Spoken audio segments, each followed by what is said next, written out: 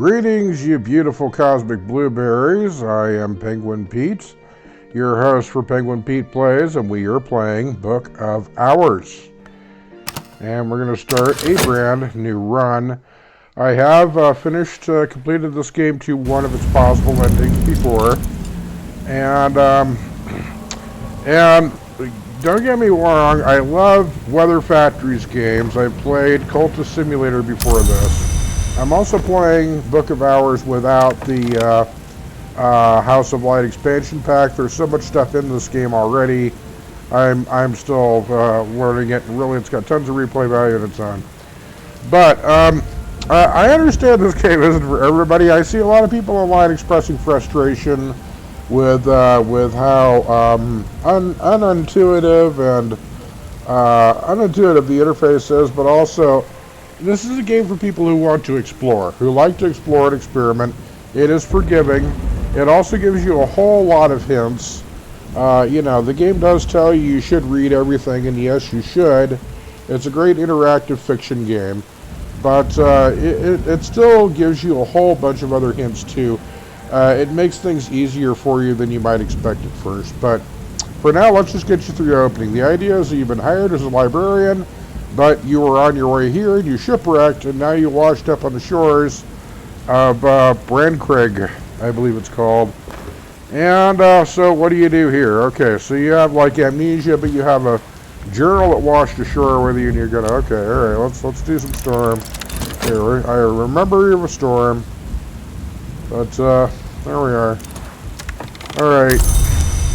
Now, in the opening of this game, this is the only time it's going to happen. It just wants you to pick your opening soul fragments. This is a soul fragment. Everybody starts out with 1 health. And then you have your choice of these 3. These are going to have different magic aspects attached to them. You see healthier has heart, winter. There's different magic aspects that are going to control how you can play what where. But it explains itself along the way. You have your choice of these 3, and then it gives you a choice of 4 more. And that's your starting soul fragments, but you'll have a chance to get all 9 kinds of soul fragments and upgrade them as you go along later on. So, for now, and see also, this game gives you hints. You can tell right here, I can right click, what can I put in the slot, you see? Or, if you don't have anything open, you just pick something up, it'll highlight that. So you can put that right there, alright? And then you can put one of these things in. I'm going to try Shapt for my first fragment this run.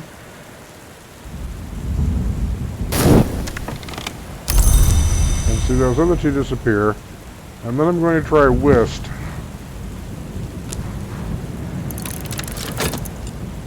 But there's no wrong answers here. This is kind of like a role-playing element because it does determine your starting powers and what you're best at. But that'll come along. Now you can see here that this has 1 forge, 2 knock, and this has 2 winter, 1 lantern. But for now, nothing really does you any good. You had to get past this thing first. So how do you do that?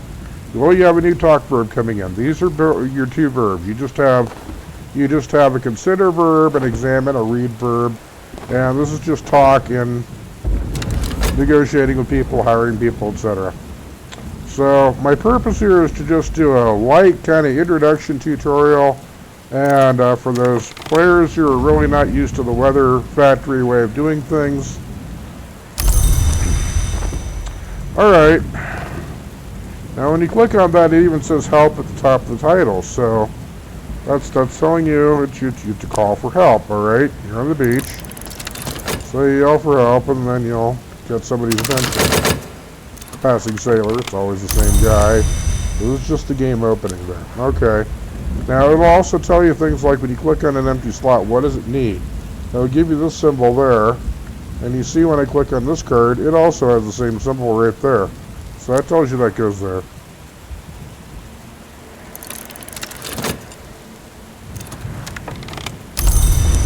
Alright. That gives them the attributes to unlock the way to the village. And get used to this.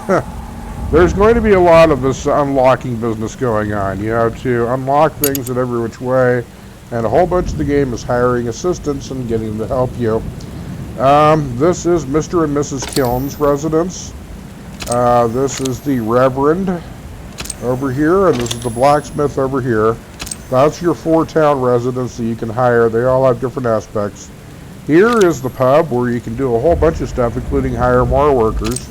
And there's the post office, just for the utility there. And this is the way getting into the huge library. But for now, we have an invitation right there. And it does say Mr. Kiln on it, so we're going to get in here, and they're saying what topic? Well, I better do my health. That's the only time of the game when you have a ticking clock, is that you were just drowned and you almost, you know, almost died from it, but you're up off the beach, you're safe now. And there's really no time pressure in this game like there was in Cultist Simulator. If you come here from that game, we're like, I don't know about you guys, I died 20 times my first time playing through. Now, it'll tell you what cards can go in the slot. You see here, Grail and Winter are the 2 aspects that can go in here to summon one of these 2 people to work for you. And since I started out with this combination of soul fragments, this is the household I can go to. Which is neat, because, I mean, this is the one that I can go to for free, in other words. The other 2 I had to pay them a shilling each to hire them. But these 2 will work for free, and they're husband and wife team, so all you need to do is get your foot in the door with one of them, and you get them both. Alright, but what we're doing here is we're drying out the journal, which washed ashore with me. Alright.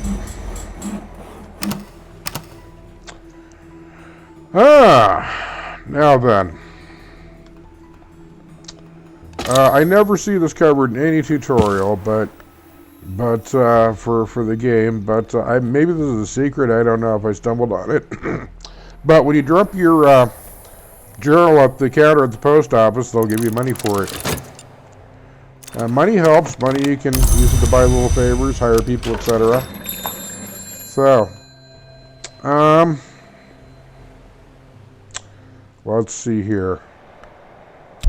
And I like to do, none of these guys will work for you until they've been introduced, alright? You also have to be introduced here. You know, this is a little tiny small town. They don't take cattle to strangers. So, anyway, I just bought around for everybody so they like me now. And what I wanted to do is refresh my whist card for the day. Normally, you have to wait until the end of the day, beginning of morning, before your soul fragments refresh for the day.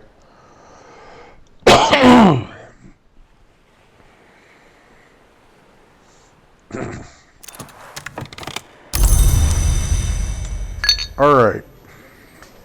Now I can hire this guy again for free. And let's see here. He has 2 winter and 1 sky. He could get me across this bridge. And you'll even see when you highlight it, his card's flashing down there. Alright. Now we have the other bridge over here. And this one's going to need 2 forge or 1 heart or 1 knock. Can I read my book yet? No, I don't have a soul fragment that works for that yet. Now, this is the day just half over here. Another thing that happens when the day is over is your temporary memories clear out. And you can see here you get memories from doing just about anything. You also need a lot of memories as your stock and trade to pull off certain combinations and spells later on. Alright, we need a plan of action here. Let's turn back into the tavern one more time. Refresh that again.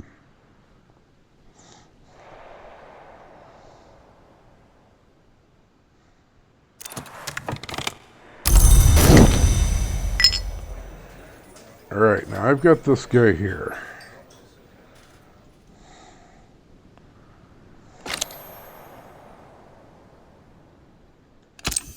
Lantern. He needs lantern or sky to introduce him.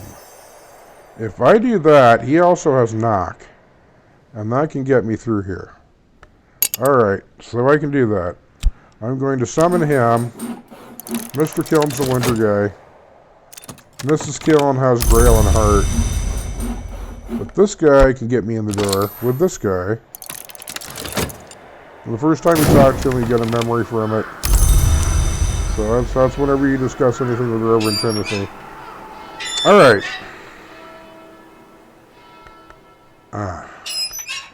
Now I need Shap to summon him.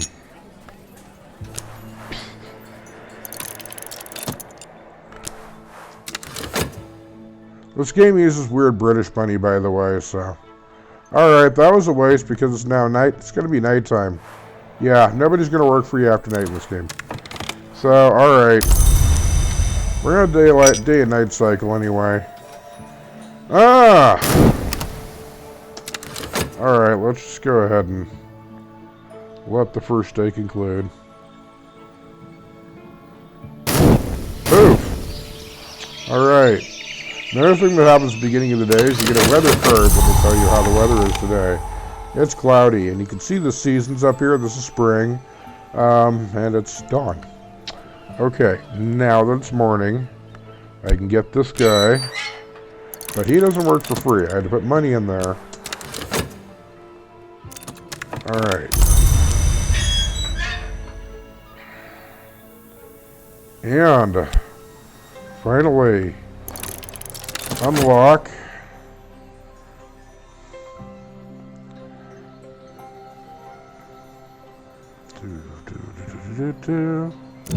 Alright. And that is our cottage. This is our little keeper's headquarters here. And this is the rest of the mansion. Alright, since no particular clear goal is given in this game, there is some caves over in this area of the house. The library, as it were. And when you want to complete this game, you need to take your journal, write a history in it with an influence of up to 25 of any given magic influence, including knock, if that's what you're doing, and then offer it at the arch at the end of one of these rooms over here, and that completes the game. You ascend by writing your own history as a librarian. So that's the eventual goal. I will say up front, you do not need to do everything in this game. There's so much stuff. I didn't end up using half the stuff. I don't think I even read every book or learned every spell. I did insist on opening every room. And I'm not even sure you need to do that in order to complete the game. But there's other endings to it, of course. That key you saw me grab is the only time that happens, but you get the key back later on, and then it's just an object to work with. This is just the first room that opens automatically. And this. I need lantern.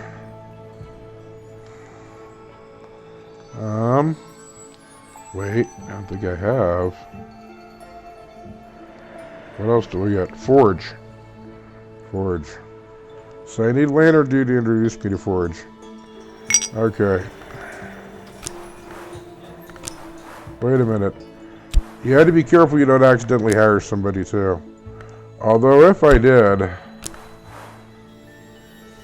I believe he has 2 Forge, but I'm not too sure. I will take my chance on it. Start this first, then it'll ask you for tuppence. Then put your money in.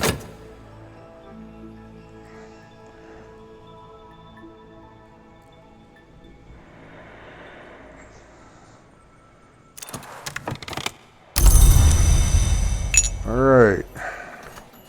Now I can summon him again. Put up some money for him.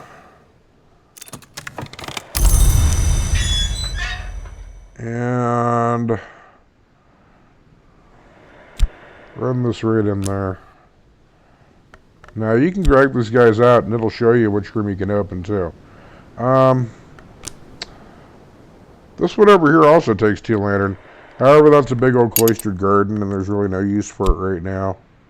Later on you can harvest stuff from that garden, but you need skills equivalent to it first.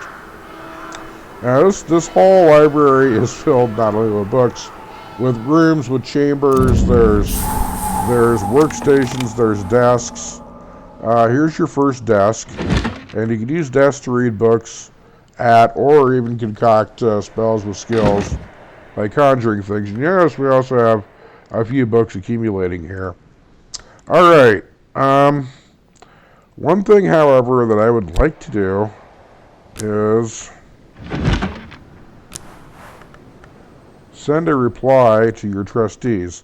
This is a letter to the librarian from St. Roman's Trust. The trust connection to the Hush House is probably benevolent but persistently obscure, as is just about everything in this game. If you just add ink when you're doing simple correspondence, I don't think it should use it up, but it might. This desk will take just fragments with these particular aspects.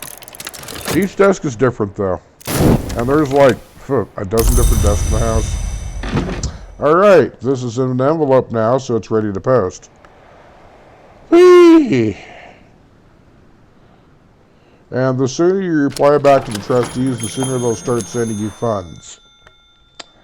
So, postage.